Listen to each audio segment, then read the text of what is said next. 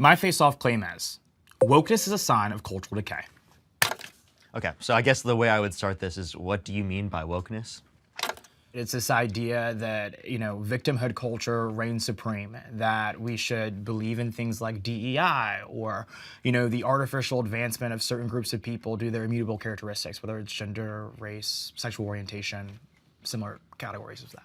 Okay, I mean, I guess first question I'll ask is, do you believe would DEI specifically help out women get into the workforce, right? Like in the 1900s?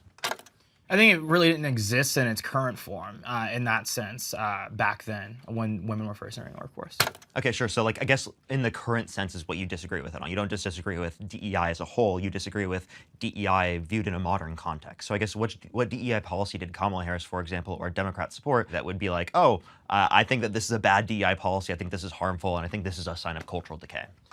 I would say for me, it's minority quotas. It's things like that. America was built upon the bedrocks of meritocracy, and I'll tell you as a person of color, as someone who's black, is that when we look at things like minority quotas, we look at this idea that we need black people in the room just for the sake of having them in the room. All it does is actually discredit the black people in the room, unfortunately, because you're going to have white people who may not have been able to get in the room or were disallowed from being in the room, who will now have resentment towards those black people in the room because they're like, how did they get there? Did they earn it?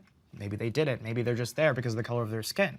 And I think that leads to cultural decay because it creates racial animosity between groups of people who actually shouldn't have that racial animosity between them. The targeting of straight white men and the exclusion of them from institutions of higher learning in favor of different select minority groups is something that I can't say that I support, because I fundamentally believe that I don't think blackness is a disability. I don't think that the color of my skin should be something that people take pity on me because of. It's the bigotry of low expectations.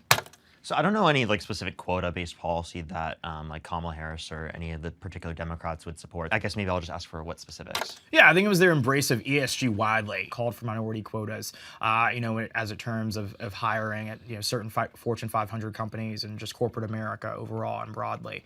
Oh, so I'm actually not even familiar with the policy that you just brought up. Maybe that is true, specifically that they do support that particular policy. I'm not quite sure. But typically what I see people support in terms of DEI is an idea that essentially there's going to be more process to ensure that it's whether or not they are even given the interview in the first place. We want people who are qualified. We just want to increase the interview base because we think historically speaking that interviews have been more targeted specifically towards for example, white, straight, cis men, which obviously we don't necessarily want to be the case because that's not representative of society as a whole. Now, we're not saying we don't want white men in those positions. We're just saying that underqualified white men have gotten to those positions because of the fact that other people of other groups have not been interviewed.